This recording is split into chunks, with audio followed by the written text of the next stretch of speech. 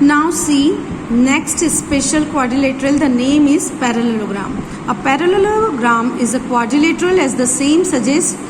It has something to do with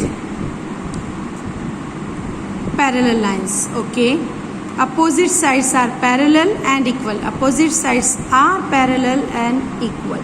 That means AB, the opposite sides of AB is BC, opposite sides of BC is AD. Same way,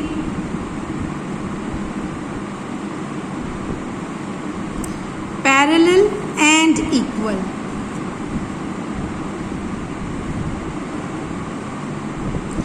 Now this quadrilateral, only one pair of opposite sides are parallel, not equal, and other pair is, when you will extend, intersect the lines. The lines will intersect. Trapezium. Okay, and this is not a quadrilateral. 1, 2, 3, 4, 5, 6 sides are. These are not parallelograms. These are parallelograms. Study these figures and try to describe in your own words that we mean by parallelogram. Share your observation with your friends. Check whether a rectangle is also a parallelogram. Yes, because the opposite sides of rectangles are equal and parallel. Now do this. Take two different rectangular cardboard strips of different width. You can see. Place one strip horizontally and draw line along its edges. Draw in the figure. Now place the other strip is slant position for the line drawn and use this draw to more lines as shown in figure. Horizontally. First horizontally, then vertically you will place. These 4 lines enclose a quadrilateral. This is made up of 2 pairs of parallel lines. Parallel lines, equal and parallel, equal and parallel. Now see, it is a parallelogram. Yes, a parallelogram is a quadrilateral whose opposite sides are parallel and equal. It is not written here, but children, keep this thing in your mind, parallel and equal. Elements of parallelogram. These are 4 sides. 1, 2, 3, 4. 4 sides. Some of these are equal. Parallelogram. Parallel and equal. Parallel and equal. Opposite sides are. There are some terms associated with these elements that you need to remember. Given a parallelogram, AB and DC are opposite sides. In front of DC, in front of AD is BC. Another pair of opposite angles would be angle B and D. See here, opposite angles. In front of angle A is C and B is D. So opposite angles. AB and BC, AB and BC. Consecutive sides. So we can say adjacent sides. This means one of the sides starts where the other ends. It is ending, it is starting.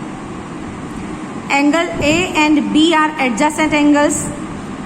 Angle A and B are forming on same line segment. So adjacent angles. They are at the ends of the same side. Angle B and C are also adjacent. They are forming in the same side. Now do this. Take cutouts of 2 identical parallelograms, say ABCD, and same. Here AB is same as A dash B dash line segments, equal length. Similarly, the other corresponding sides are equal too.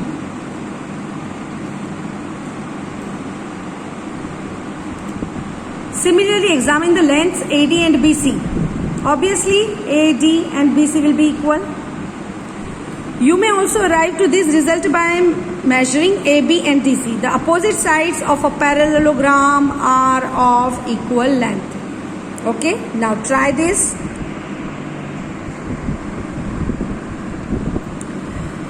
Take 2 identical set squares, you can see, with angles 30, 60 and 90. So 30, 60, 90. 30, 90, 60. Okay. Form a parallelogram as shown in figure. You can further strengthen this idea though a logical argument also. Consider the parallelogram ABCD and divide this parallelogram in two triangles with this diagonal.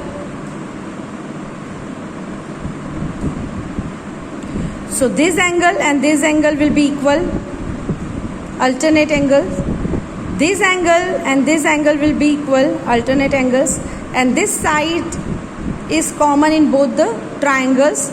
So in this triangle, angle 2 is equal angle 1 and angle 3 is equal angle 4 and AC is the common side.